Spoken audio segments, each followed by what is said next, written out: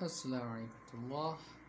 Alright, today I'm gonna teach you guys how to clean all this.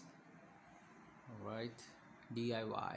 So what you need to do is you need to have the spray bottle and fill it up with water and 2 tablespoons of baking soda and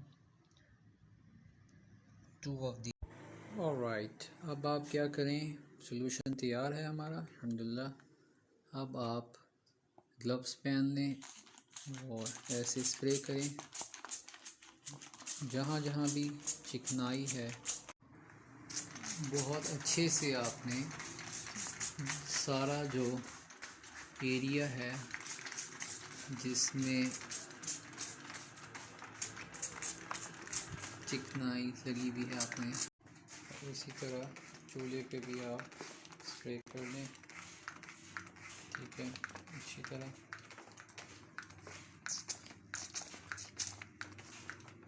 अब आपने scrub लेके इसको साफ करना है। ज़रा आपको ज़ोर से करना पड़ेगा।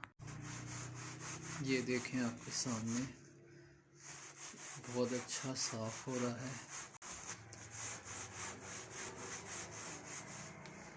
इसको आपको पूरा साफ करके दिखाते हैं, अभी देख लें। ऑलराइट गाइस, अल्हम्दुलिल्लाह काफ़ी मेहनत लगी, ये पड़ा स्क्रब और आप देख सकते हैं कि चकाचौंध है। अल्हम्दुलिल्लाह बिल्कुल साफ़ हो गया।